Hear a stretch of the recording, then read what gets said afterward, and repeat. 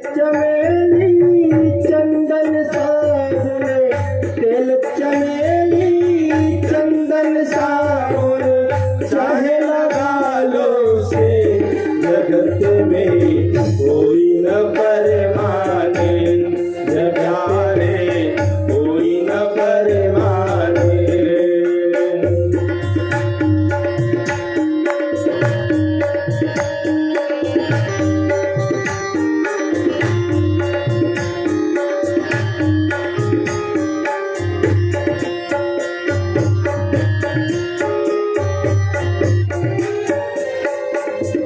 आवागमन लगा दुनिया में, जगत है रेस्टोरेंट तेरे प्यारे, जगत है रेस्टोरेंट।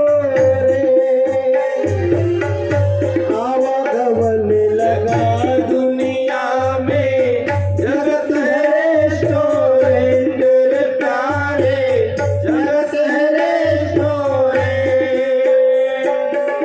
आवागमन लगे दुनिया में, जगत है रेस्टोरेंट तेरे प्यारे, जगत है रेस्टोरेंट। आवागमन लगा दुनिया में, जगत है रेस्टोरेंट तेरे प्यारे, जगत है रेस्टोरेंट। अंतिम समय में उड़ जाएंगे, अंतिम समय में उड़ जाएंगे तेरे तंबू टेंट, जगत में कोई न परमाने, जगत में कोई न परमाने। तेल चमेली चंदन साबुन, तेल चमेली चंदन साबुन, चाहे लगा लो से जगारे कोई न परमाने, तेरे प्राणी कोई न परमाने।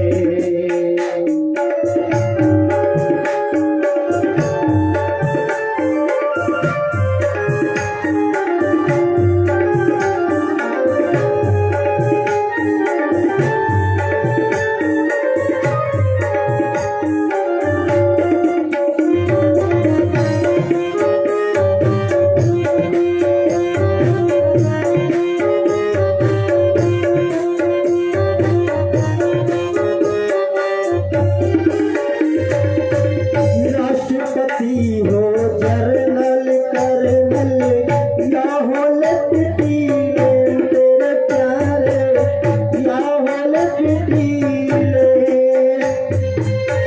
राष्ट्रपति हो जर्नल कर्नल, चाहे हो लेफ्टिनेंट तेरे प्यारे, चाहे हो लेफ्टिनेंट। काल सभी को खा जाएगा, काल सभी को खा जाएगा, लेडीज हो या जेंट्स, जगत में कोई न परमाने, जगारे कोई न परमाने। तेल चमेली चंदन साबुन, तेल चमेली चंदन साबुन, चाहे लगा लो से जगत में कोई न परमाने, जगारे कोई न परमाने।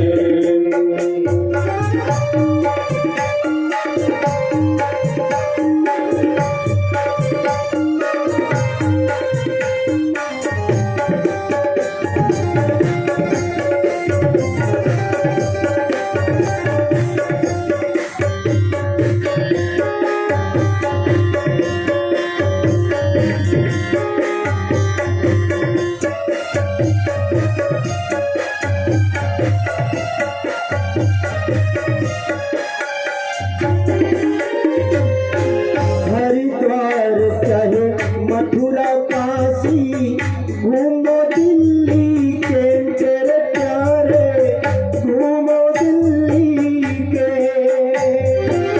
हरिद्वार चाहे मथुरा काशी, घूमो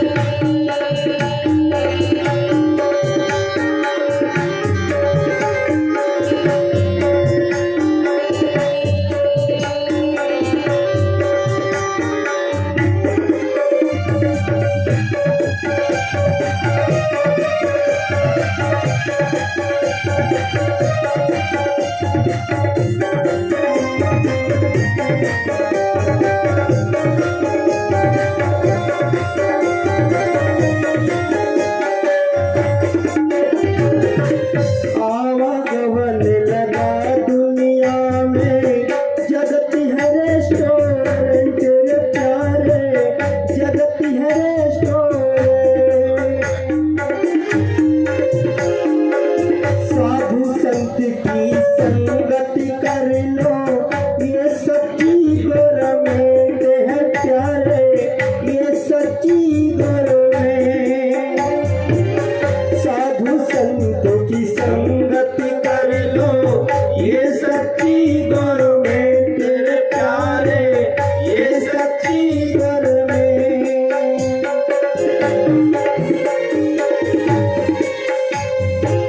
लाल सिंह कहे इस दफ्तर से, लाल सिंह कहे इस दफ्तर से, मत होना एबसेंट रे प्यारे, कोई न परमाने तेरे प्यारे, कोई न परमाने।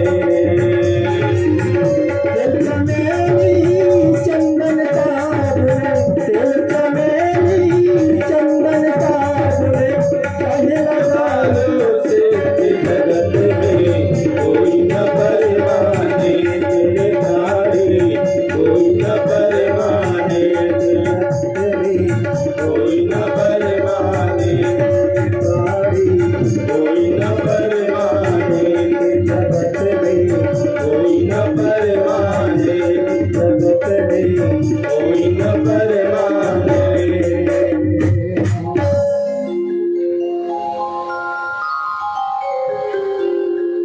चलिए,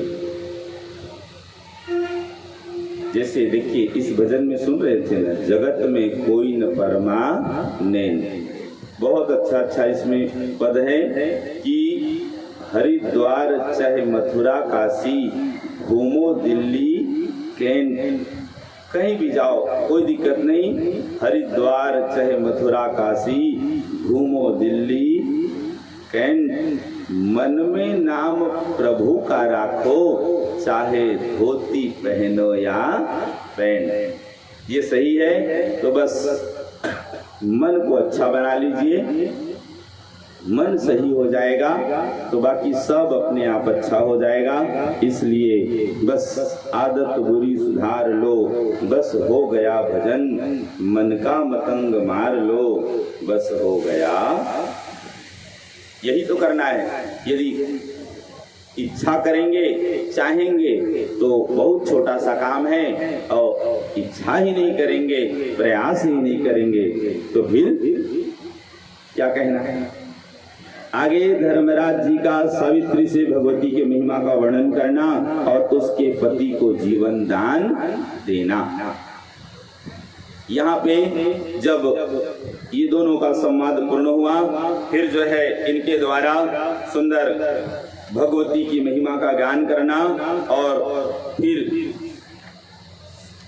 आप जो सुने थे कि सावित्री व्रत का जो है सुंदर उनके प्रति वर्णन करना।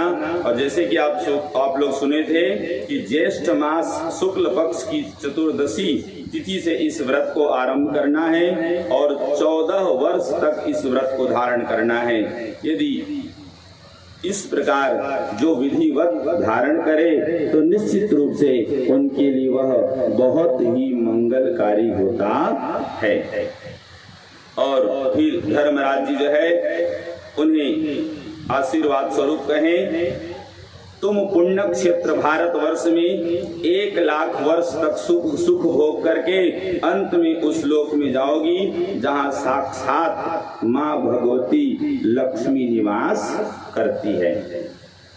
यही हुआ। अब उसके बाद फिर जो है देखिए ये सुंदर प्रसंग आप श्रवण किए। अब आगे ऐसे ही माता लक्ष्मी जी की कथा आ रही है। एक बार ये दुर्वासा ऋषि जो है सुंदर वहां दर्शन करके लौट रहे थे और मार्ग में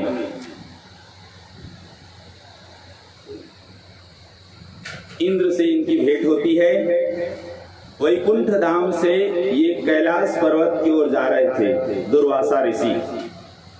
इस बीच में दुर्वासा ऋषि से इंद्र की भेंट होती है और फिर क्या हुआ, जब इंद्र उन्हें प्रणाम किए तो उन पर प्रसन्न होकर के जो है फिर दुर्वासा ऋषि भगवान से प्राप्त जो आशीष स्वरूप, आशीर्वाद स्वरूप जो हार धारण किए थे, जो माला पहने हुए थे, उसे वो इंद्र को भेंट कर दिए। जब इंद्र को भेंट कर दिए तो इंद्र श्री मद में मतवाले होकर उस माला को क्या किए, स्वयं धारण न करके उसे ऐरावत के गले में डाल दिए। अब प्रभु से आशीर्वाद स्वरूप वह प्राप्त हुआ था और उसे स्वयं न पहन करके, स्वयं धारण न करके इंद्र क्या किए, तो उस माला को ऐरावत के गले में डाल दिए। अब वो उसके महत्व को क्या समझे, उसके लिए क्या, लेकिन हाँ उस माला का प्रभाव हुआ। उस माला के प्रभाव होने से ऐरावत ये कहें कि जैसे कहते ना मतवाला हो जाना, तो वैसे ही ऐरावत मतवाला हो करके वो फिर इंद्र को एक अरण्य में जो है ले गया। इंद्र रोकना भी चाहे तो ऐरावत को रोक नहीं पाए। अब क्या था कि भगवान के दिए हुए आशीर्वाद स्वरूप उस माला का कहें इंद्र के द्वारा अनादर हुआ, अवज्ञा हुई। परिणाम स्वरूप दुर्वासा ऋषि इंद्र को शाप दे दिए कि जाओ, तुम जो श्रीमद में मत वाले हो रहे हो, तुम श्रीहीन हो जाओ। ये ठीक वैसी कथा हुई ना, जैसे देव गुरु बृहस्पति एक बार इंद्र की सभा में इंद्र से मिलने के लिए आए तो सबने उठकर उनका सम्मान किया, लेकिन इंद्र जो है ऐसे मत वाले हो रहे थे कि वे उठ करके गुरु का सम्मान नहीं किए। और परिणाम वहां भी हुआ कि आखिरकार उन्हें जो है उस राज संपत्ति से कहें, जिस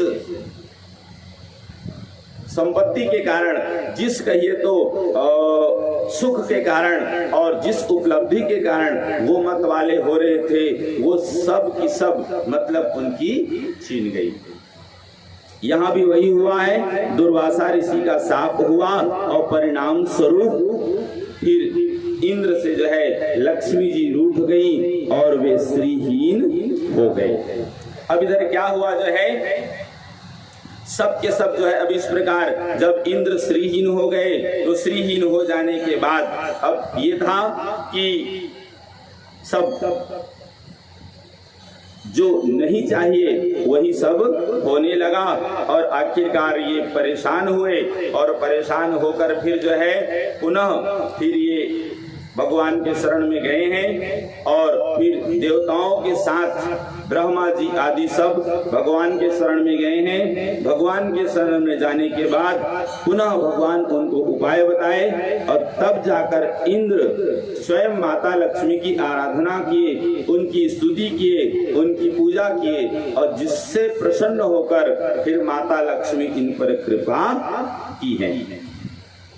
इस विषय में देखिए, जैसे इंद्र दुर्वासा ऋषि के द्वारा प्रदत्त आशीर्वाद स्वरूप उस माला की अवज्ञा किए, उसका तिरस्कार किए, तो उसी प्रकार यहाँ पे कुछ और भी बतलाया गया है जिन्हें हमें ध्यान देना चाहिए।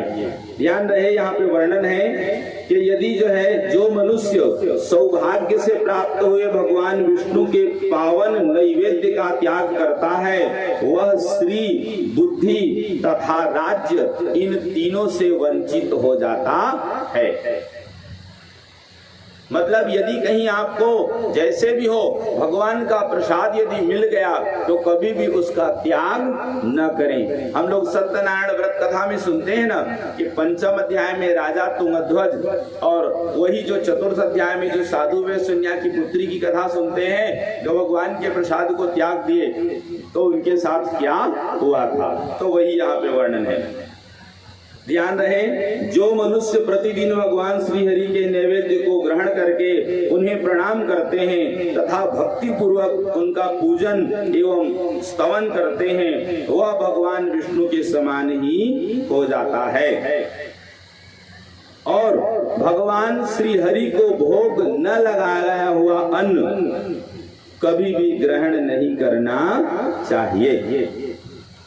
इसलिए इन बातों का ध्यान रखें और वैसे ही आचरण करें। तो यहाँ पे अब ये जो है देखिए चर्चा हो रही है, दुर्वासा ऋषि के द्वारा इंद्र शापित हुए और आखिरकार श्रीहीन हो गए। उसके बाद फिर जो है पुनः ये सब के सब जो है भगवान के लोक को गए हैं। जब भगवान के लोक को गए तो वहां पे फिर भगवान के द्वारा इंद्र को देवी की आराधना के लिए परामर्श देना और माता लक्ष्मी की पूजा स्तुति करना, जिससे पुनः माता लक्ष्मी का प्रसन्न होना और इंद्र पर कृपा करना।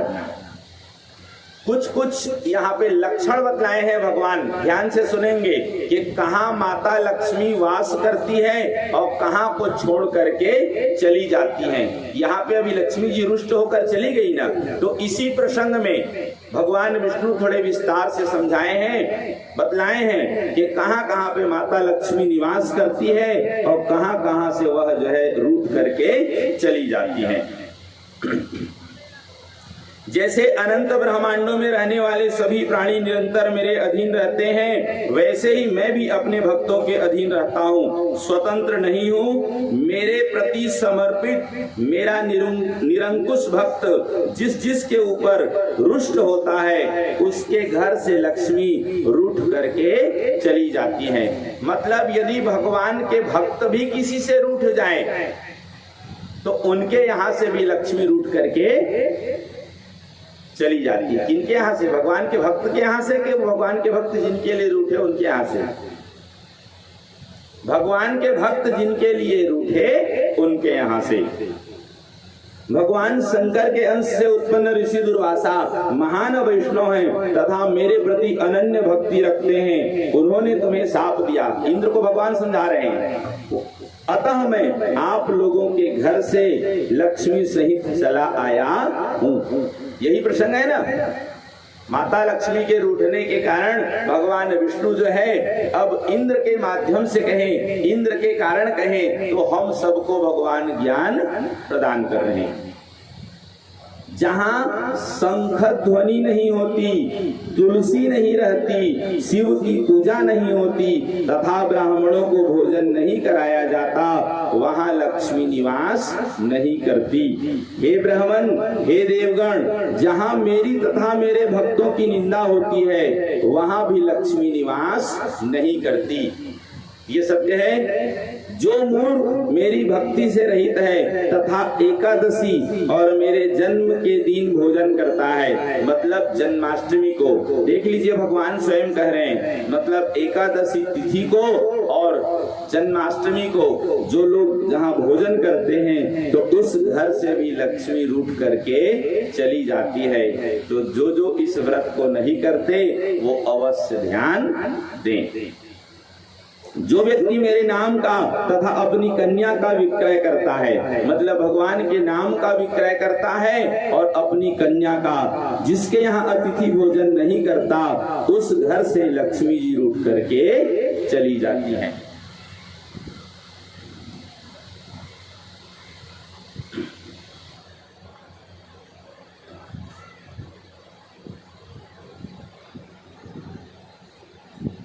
और भी बहुत से विस्तार वर्णन है, कहिए।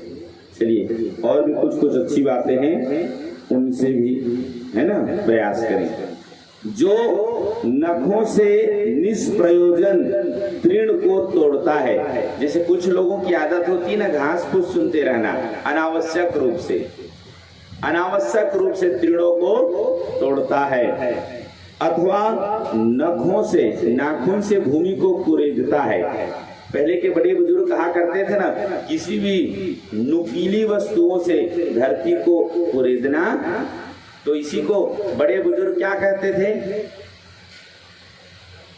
इससे कर्जा हो जाता है, इससे ऋणी हो जाते हैं।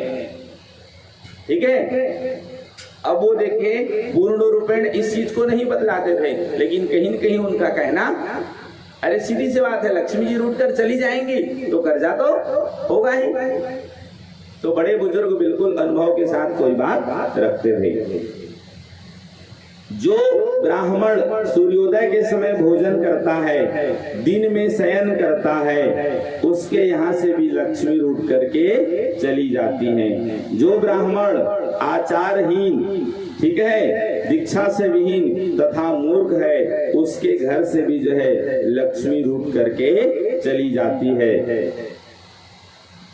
जो व्यक्ति अपने सिर पर तेल लगाकर, ध्यान से सुनेंगे, जो व्यक्ति अपने सिर पर तेल लगा करके उसी हाथ से दूसरे अंग का स्पर्श करता है, अपने किसी अंग को, जैसे कुछ लोगों की आदत होती ऐसे बाजा बजाते रहना,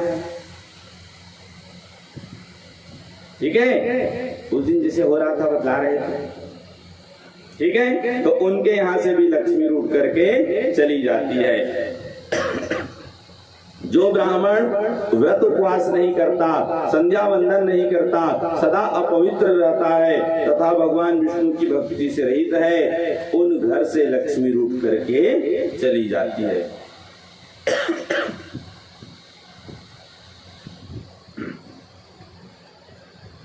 जहाँ ब्राह्मणों की सेवा होती है, उन्हें उत्तम भोजन कराया जाता है, सभी देवताओं की पूजा होती है, वहाँ कमल के समान मुख वाली लक्ष्मी सदा निवास करती है।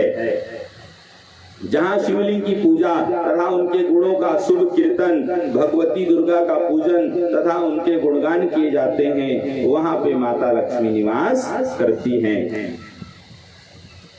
इस प्रकार जो है ये आपको मतलब भगवान विष्णु जी जो है जो इंद्र के प्रति वर्णन किए, ये सब हमने भी सुना।